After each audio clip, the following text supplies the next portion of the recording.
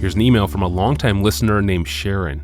Dear Pastor John, I have listened to every episode of Ask Pastor John. Good night. Yes, wow. And countless sermons over the years at desiringgod.org, and I love what the Lord has done through you in my life and in the life of my children. Thank you. My question, what role do feelings and emotions play in the decisions of the believer? I desperately try to lead my heart with my mind, but the heart holds so many feelings and emotions that inform us and seemingly drive us in different directions through life, on things like career choice, attraction to a spouse, etc.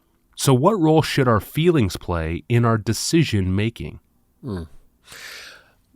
Thank you, Sharon, for your trust. I mean, it makes me tremble to think 500 pieces of counsel. How many times must I have gotten things a little bit skewed that I hope I don't mess her up too much?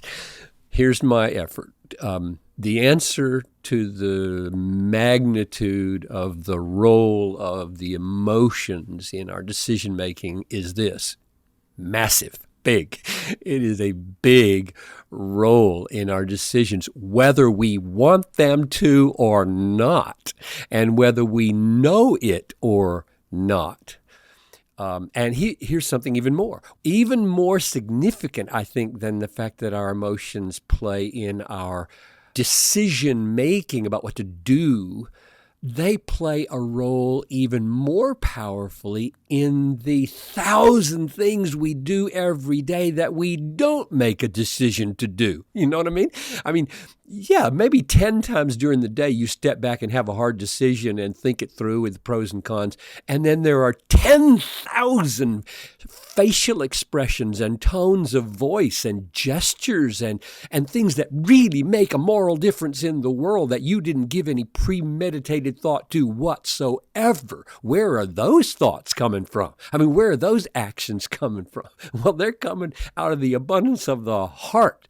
The mouth is speaking and the face, the eyebrows are going up, or the mouth is frowning, or the gestures are acting, or the body language is leaning away or leaning in. And oh my goodness, we are who we are quite apart from premeditated decisions. Oh my.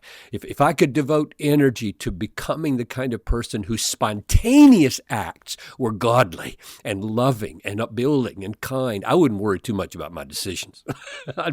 Because that's such a small part of my life. People tend to feel like their decision are the big parts of their life. They're not the main parts of their lives. We are who we are by the spontaneous overflow. So out of the abundance of the heart, the mouth is speaking, the face is smiling, frowning, arms are gesturing, the tones of voice are, and on and on and on. So we better focus. So the point of all this is we better focus on our attention to becoming a kind of person, not perfecting a kind of list or a kind of rational set of criteria by which we will hone our reasoning skills and make all of our important decisions. That list will never be long enough to cover everything, and the heart acts before we could consult it anyway on most of the things we do and before we engage in any reasoning process. That heart is a profound set of feelings and commitments and convictions and preferences. So Proverbs says, keep your heart with all vigilance, for out of it flow the springs of life. And that heart includes emotions, big time. But Sharon is not asking mainly about that. She's asking about decisions where we do think over what we should do. What role do feelings play there? So let me go to the most standard text and draw out a couple of things. Do not be conformed. This is Romans 12:2. Do not be conformed to this world, but be transformed by the renewal of your mind, that by testing you may discern what is the will of God, what is good, acceptable, and perfect.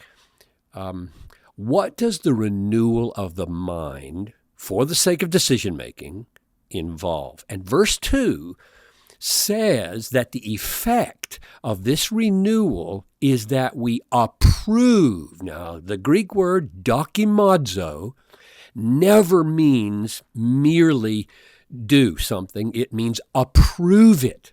That is, you do it because you assess it and you approve it. And that concept of approving is a valuing. This is more than mere rational response to an act. This is a moral weighing of an act by virtue of the preferences, the approval capacities of your soul. The word always includes a measure of approval, not just discernment. It means recognize and prefer or approve, want more than other things, treasure more than other things, which means that the renewal of the mind that produces that kind of refining of rational processes is more than that.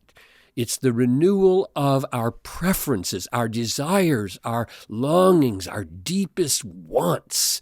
That goes into the renewing of the mind. And the confirmation of that for me is over in Ephesians 4, where Paul says, be renewed in this amazing phrase, spirit of your minds.